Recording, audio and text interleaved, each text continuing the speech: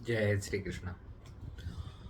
देखिएगा, अभी तक मैंने जो आपको सिंह लग्न तक में बताया है कि धन योग कैसे बनता है, ठीक है ना।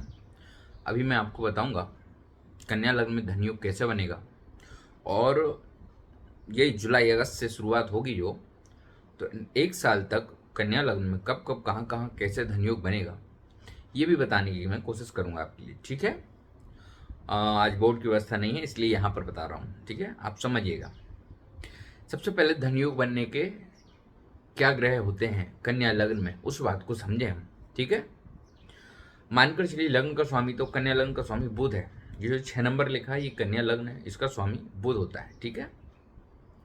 अभी इसका पंचम भाव का स्वामी शनि हो गया, भाग्य भाव का स्वामी शुक्र हो गया, धन भाव का भी स्वामी शुक्र हो गया, ठीक है। और बुध यहाँ लग्न का स्वामी है ही, कर्म भाव का स्वामी भी बुध है, ठीक है। चंद्रमा यहाँ लाभ का कारक होता है। शुक्र चंद्र की युति कन्या लग्न में बड़ी ही योग कारक होती है, ठीक है। शुक्र चंद्र की युति कन्या लग्न में बड़ी ही योग कारक होती है। सबसे पहले वही बात आती है फिर से कि त्रिकोण हमें सबसे पहले देखना चाहिए, क्योंकि त्रिकोण पर ही डिपेंड होता है धन योग, गुरु पर डिपेंड होता है धन योग। त्रिकोण पर यदि गुरु की दृष्टि है तो ये हमारे लिए धन योग प्रबल होता है, एक्टिव होता है, ठीक है ना। गुरु धन का कारक है, गुरु नेतृत्व का कारक है। शुक्र फैशन का कारक है, भौतिक सुखों का कारक है शुक्र। कन्या लग्न में जो धनेश है यानी द्वितीय भाव का जो स्वामी है शुक्र, यह फैशन का कारक है, भौतिक सुखों का कारक है। फ्रिज, कूलर, एसी ये जो आज है, ठीक है ना, ये सब शुक्र इनका कारक है। बुध बुद्धि का कारक है, ठीक है ना। बुध एक अच्छे व्यापारी का कारक है, बुध बोलने का कारक है, लेखक का कारक है, आर्ट का कारक है, ठीक है। चलिए समझते हैं, शुरुआत करते हैं। मानकर चलिए शनि जो है पंचम भाव का, पंचम में शनि हो गया, भाग्य भाव का शुक्र है ना। अभी शनि शुक्र का विनिमय योग हो जाए, यानी शनि पंचम भाव का भाग्य भाव में बैठ जाए, शुक्र जो है पंचम भाव में बैठ जाए। यहाँ पर एक बात ध्यान रखना, कन्या लग्न में सदैव शुक्र का बड़ा ही महत्व होता है। क्यों? क्योंकि कन्या लग्न में शुक्र भाग्येश भी है और धनेश भी है, ठीक है ना। तो शुक्र पंचम भाव में बैठ जाए और शनि जो है भाग्य भाव में बैठ जाए तो ये विनिमय योग हो गया है ना। आपके पास धन योग का निर्माण होता है यहाँ इस कुंडली में।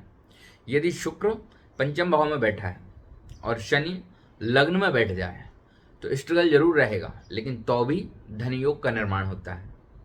वहीं पर शुक्र यदि धन भाव में ही बैठा है और बुध कर्म भाव में या लग्न में बैठा है तो भी जातक के पास धन योग का निर्माण होता है। मानकर चलिए बुध शुक्र शनि ये तीनों एक जगह बैठे हों, कर्म भाव में बैठे हों, लाभ भाव में बैठे हों, धन भाव में बैठे हों, पंचम भाव में बैठे हों, भाग्य भाव में बैठे हों, तो जातक के पास अत्यधिक धन मात्रा का योग बनता है, प्रचुर धन मात्रा का योग बनता है। जातक बहुत ही अच्छी कंडीशन में धन अर्जन करता है। तो ये त्रिकोण का मैंने आपको बताया कि यदि यह जो ग्रह हैं, एक ग्रह बैठा हो तो भी धन योग बनता है, दो ग्रह बैठे हों तो बहुत अच्छा धन योग बनता है, और तीनों ग्रह यानी त्रिकोण के स्वामी प्रथम भाव, पंचम भाव, नवम भाव, इन तीनों के स्वामी यदि एक साथ बैठे हैं तो अपार धन योग बनता है, बहुत अच्छा धन योग बनता है। अभी ये बात करते हैं धनेश की और लाभेश की। लाभेश यहाँ चंद्र होता है। मानकर चलिए आपकी कुंडली में चंद्रमा शुक्र के स्थान पर बैठा है, धन भाव में बैठा है, और शुक्र लाभ भाव में बैठा है, तो ये भी विनिमय योग है, जातक को अपार धन संपदा प्राप्त होगी। वहीं आपकी कुंडली में चंद्रमा यदि भाग्य भाव में बैठा है, ठीक है, शुक्र के साथ बैठा है भाग्य भाव में, चंद्र शुक्र यदि भाग्य भाव में बैठे हैं, चंद्र शुक्र धन भाव में बैठे हैं, लाभ भाव में बैठे हैं चंद्र शुक्र, पंचम भाव में बैठे हैं चंद्र शुक्र, ठीक है, तो जातक को जो है प्रचुर मात्रा में धन की प्राप्ति होती है। चंद्र शुक्र यदि मानकर चलिए यहाँ पर भी मिथुन राशि में भी चंद्र शुक्र बैठे हैं यदि, ठीक है, तो बहुत ही अच्छा योग बनता है। ये ऐसा नहीं है कि मिथुन राशि चंद्र की शत्रु है, नहीं नहीं, यह बहुत अच्छा योग बनता है। शुक्र मिथुन राशि में ऑलरेडी अच्छा योग होता है। धनेश और भाग्येश होकर क्रम में बैठना शुक्र का, लाभेश चंद्र का क्रम में बैठना, ये जातक को स्वधन अर्जन करने का योग बनाता है, ठीक है ना। ये जातक के लिए बहुत अच्छा योग होता है। तो ये विनिमय योग होते हैं। अभी यहीं पर मानकर चलिए आपका धनेश, षष्ठेश और कर्मेश, इन तीनों का विनिमय योग बने तो धनेश शुक्र हो गया, षष्ठेश शनि हो गया और कर्मेश वही बुध हो गया, ठीक है। तो ये 6वें भाव में बन रहा है यदि ये योग शनि शुक्र बुध का योग, तो भी जातक के लिए बहुत अच्छा है। धन भाव में बन रहा है तो भी जातक के लिए बहुत अच्छा है। कर्म भाव में बन रहा है तो भी जातक के लिए बहुत अच्छा है। कन्या लग्न में ये तीनों ग्रह बड़े ही योग कारक हैं, ठीक है ना। शनि बुध शुक्र ये बहुत ज़्यादा अच्छे होते हैं। मानकर चलिए यही त्रिकोण आपका तृतीय भाव, सप्तम भाव और वहाँ पर आपके क्या बोलते हैं इसको लाभ भाव में बनता है। कौन सा वाला? तृतीय भाव का स्वामी मंगल हो गया, सप्तम भाव का स्वामी गुरु हो गया, लाभ भाव का स्वामी चंद्र हो गया। तो मंगल चंद्र ऑलरेडी लक्ष्मी योग बनाकर देंगे। अब इनका कहीं भी विनिमय योग हो, मानकर चलिए मंगल लाभ भाव में बैठ जाए, ठीक है, और जो है वहाँ पर चंद्र भी बैठा हो, तो जातक के पास अपार धन होगा। अब सप्तम भाव में गुरु बैठकर वहाँ देख रहा हो, या भाग्य भाव में शुक्र देख रहा हो, मंगल चंद्र को भाग्य भाव से शुक्र देख रहा हो, सप्तम भाव से गुरु देख रहा हो, या गुरु या शुक्र, तो जातक के पास बहुत अच्छा धन के योग बनते हैं, ठीक है, प्रचुर मात्रा में धन योग बनता है। वहीं पर मानकर चलिए लाभ भाव में मंगल बैठा है, चंद्र जो है आपका तृतीय भाव में बैठा है, तो जातक के लिए बहुत अच्छा है। सप्तम भाव से यदि गुरु देख रहा है तो जातक के लिए बहुत अच्छा है, ठीक है ना। ये धन योग कारक बनता है। अभी मानकर चलिए सप्तम भाव में आपका चंद्र और मंगल बैठ गए हैं, ये सप्तम भाव में चंद्र और गुरु बैठ गए हैं, तो जातक के धन के मामले में बहुत अच्छा योग बनता है। मानकर चलिए चतुर्थ भाव में, कन्या लग्न में चतुर्थ भाव में मंगल बैठा है और गुरु चंद्र यहाँ पर बैठे हैं, कहाँ? सप्तम भाव में, तो ये जातक के लिए बहुत ही अच्छी संपत्ति का योग बनाता है, बहुत ही अच्छा राजयोग बनाता है जातक के लिए। तो इस प्रकार से कन्या लग्न में कई प्रकार से राजयोग बनते हैं, कई प्रकार से धन योग बनते हैं। सबसे ज़्यादा महत्व कन्या लग्न में शुक्र शनि और बुध का होता है। बुध ऑलरेडी यदि कन्या लग्न में ही बैठ जाए तो वहाँ बुध उच्च का हो गया, तो जातक स्वयं में ही राजा हो गया है। ये जातक के लिए बहुत अच्छा है, राजयोग कारक बन गया है। शुक्र धन भाव में बैठा हो, भाग्य भाव में बैठा हो, तो जातक के लिए स्वतः बहुत अच्छा योग होता है, इसमें कोई संदेह नहीं। शनि पंचम भाव में बैठा हो तो जातक के लिए बहुत अच्छा योग बन जाता है। तो ये शुक्र बुध और शनि का जो ग्रहों का योग है, यदि वो स्वराशि में अकेले भी बैठे हैं तो जातक राजा के समान जीवन यापन करता है। अब मानकर चलो तीनों कर्म भाव में बैठ जाएं, लग्न में बैठ जाएं, ये पहले भी बताया फिर से बता रहा हूँ, तो जातक का नाम शहर के नामी लोगों में होगा, जातक का नाम उसके स्टेट के नामी लोगों में से हो सकता है, यदि गुरु देख रहा हो तो। यदि गुरु देख रहा हो तो अभी मानकर चलिए सूर्य जो है दशा अंतरदशा की बात करें, सूर्य की अंतरदशा जातक के लिए धन योग कारक बनती है। कब? जब चंद्र साथ में हो तो, शुक्र साथ में हो तो।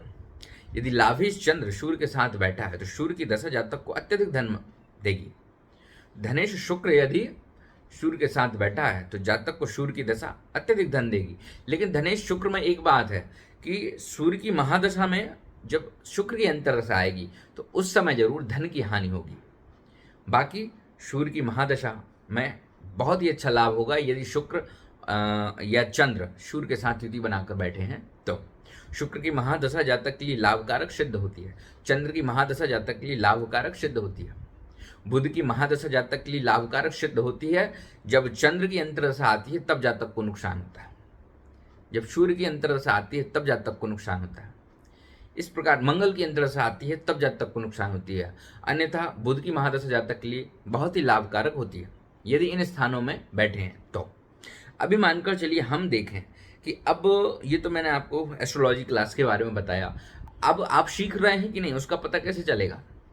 आप अपनी अपनी कुंडली देखिएगा और गोचर फल निकालना चालू कीजिएगा। जो डेट मैं दे रहा हूँ उस डेट में जो जो योग बनेंगे उस समय आप लोगों को धन योग की प्राप्ति होगी। जैसे कि मानकर चलिए अभी ये जो महीना चल रहा है, जो कन्या लग्न वाले जातक हैं इनके लिए मंगल शुक्र कहाँ बैठे हैं?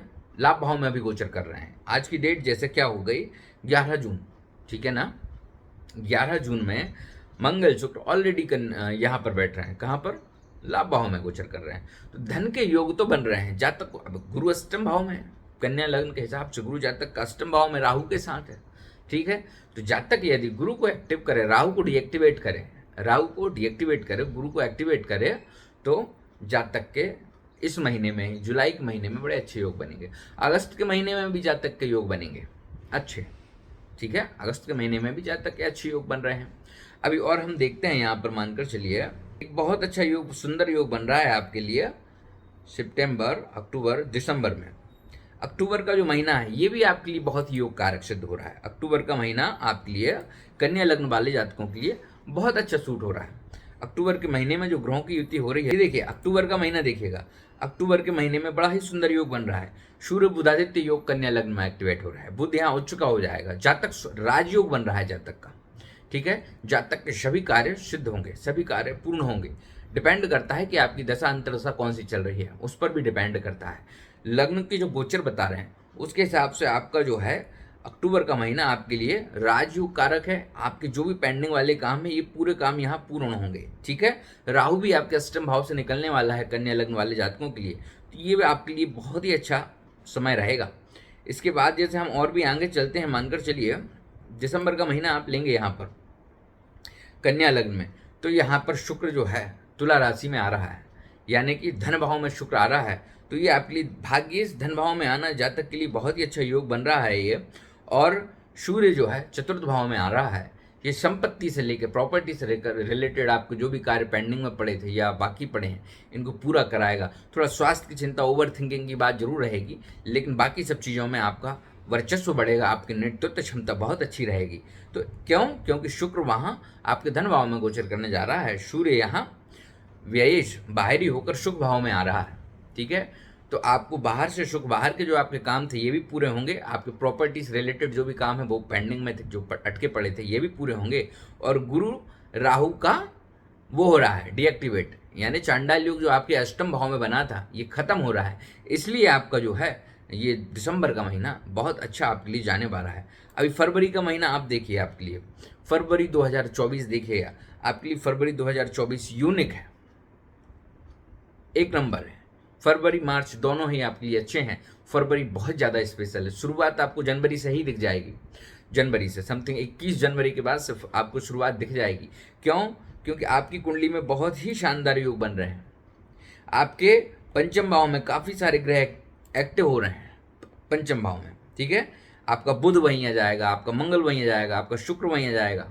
तो ये सब ग्रह आपके लिए लाभ देंगे। मंगल की दृष्टि आपकी जो है बहुत ही अच्छी जगह पर जा रही है। मंगल यहाँ उच्च का हो जाएगा, ठीक है ना। अभी यहाँ आपका भाग्येश, आपका धनेश, आपका कर्मेश, आपका लग्नेश पंचम भाव में आकर बैठ जाएगा। तो ये आपके लिए यूनिक टाइम है, ये किसी सौगात से कम नहीं है, बहुत अच्छा है। जो भी पेंडिंग के काम है आप निपटाएं। यहाँ पर धन के योग में अगर देखिए, जब अच्छा समय आता है तो उस समय व्यक्ति आलसी होता है, ठीक है। उस समय व्यक्ति थोड़ा आलसी होता है। अच्छे समय में यदि आलसी ना होकर यदि कर्म करे तो काफ़ी ज़्यादा मात्रा में धन होता है, ठीक है। जब बुरा समय होता है तो आदमी चैन की नींद नहीं सोता है, ठीक है। अच्छे समय में आदमी चैन की नींद सोता है। ये काफ़ी लोगों के लिए बताने का प्रयास कर रहा हूँ मैं, क्योंकि मैं ऐसे टॉप पर भी काम करता हूँ। तो काफ़ी क्लाइंट कहते हैं अरे सर 4 महीने हो गए कुछ नहीं हो रहा, घर पर ही पड़े हैं। हम उनसे बोलते हैं तो क्या घर पर सो रहे हैं क्या? वो बोलते हैं हाँ साहब कुछ काम नहीं है तो सो ही रहे हैं। अरे उनको कौन बताए कि आपका योग अच्छा बना है, आप ऑफिस तो जाओ, आप इंटरव्यू तो दो, आप फॉर्म तो भरो, आपका काम होगा, ठीक है। सोने से सदैव शनि ग्रह खराब होता है, सोने से राहु ग्रह आपका डीएक्टिवेट होता है ज़्यादा सोने से, ये ध्यान रखें। तो शनि राहु जहाँ खराब तो आपका कर्म खराब हो गए। दिन में यदि आप सो रहे हैं तो सूर्य खराब हो रहा है। तो इस तरह भी हमारे अच्छे ग्रह भी बुरे फल देने लगते हैं। तो ये कन्या लग्न वाले जातकों के लिए बताया मैंने। अभी आप देखेंगे यहाँ पर इसके बाद जून का महीना भी कन्या लग्न वाले जातकों के लिए धन की बहुत अच्छी सौगात लाने वाला है। जून 2024 का जो महीना रहेगा इसमें देखिए गुरु आपके भाग्य भाव में आ जाएंगे, वृषभ राशि में गुरु आ जाएंगे, तो बहुत ही अच्छी सुंदर आपके लिए धन की सौगात बरसाएंगे। लग्न को भी देखेंगे, पंचम को भी देखेंगे, ठीक है। पंचम भाव भी धन का कारक है, मैंने अभी बताया ना, त्रिकोण में गुरु का नेतृत्व रहेगा, ठीक है ना। तो ये आपके लिए धन के हिसाब से बहुत अच्छा है। बुध सूर्य भी ऑलरेडी गुरु, तो राजनीति के हिसाब से जो राजनीति में जो लोग हैं उनके लिए ये बहुत अच्छा योग है। और धन वृद्धि के लिए, प्रॉपर्टी बड़ी करने के लिए भी बहुत अच्छा योग है। अभी मानकर चलिए यहीं पर आपके लिए सूर्य बुध, ये आपका सूर्य बुधादित्य योग बन रहा है। कब बन रहा है ये आपका जुलाई के महीने में, ठीक है ना। ये सूर्य बुधादित्य योग जो है ये आपके लिए राजनीति से रिलेटेड, कर्म से रिलेटेड, गवर्नमेंट जॉब से रिलेटेड, गवर्नमेंट सेक्टर से रिलेटेड। क्यों? क्योंकि शनि आपका अष्टम भाव में बैठा है, ठीक है, तृतीय भाव को देख रहा है। 10वीं दृष्टि से, सॉरी, शनि आपका जो है ना 6वें भाव में बैठा है, तृतीय भाव पर 10वीं दृष्टि से देख रहा है। तो सरकारी नौकरी के लिए, किसी नौकरी पद के लिए, ट्रांसफ़र के लिए बहुत ही अच्छा रहेगा। राजयोग के लिए भी बहुत अच्छा रहेगा। ये समय में आप देखिए, धनेश भी आपका इस महीने में लाभ भाव में गोचर करेगा। धनेश भी इस महीने लाभ भाव में गोचर करेगा। तो जुलाई का महीना मैं आपसे कहूँ कोई सौगात है कि नहीं, तो हाँ, 100% जुलाई का महीना आपके लिए सौगात वाला महीना रहा। अभी आप जुलाई के बाद अगस्त में ही यदि जा रहे हैं तो मंगल गुरु का संबंध बन रहा है भाग्य भाव में। मंगल गुरु का थोड़ा से मंगल गुरु का संबंध आपके लिए धन की वृद्धि का कारक कराता है। ठीक है, एक्सपोर्ट इंपोर्ट का जिनका बिजनेस था उनका बिजनेस लंबा हो जाएगा। जिनका बिजनेस छोटा था वो बड़ा बिजनेस डाल सकते हैं। जिनका काम छोटा था उनका काम बड़ा हो जाएगा। जिनको भाई बहनों का सपोर्ट कम था उनका सपोर्ट में वृद्धि होगी। ठीक है ना। आपके भूमि से संबंधित जो भी कार्य हैं, मकान से संबंधित जो भी कार्य पेंडिंग में अटके हैं, ये कार्य आपके सभी एक्टिव हो जाएंगे। ठीक है ना। आपके लिए काफ़ी अच्छा है ये समय, धन के हिसाब से काफ़ी अच्छा है। और इसके बाद यदि हम आपकी बात करते हैं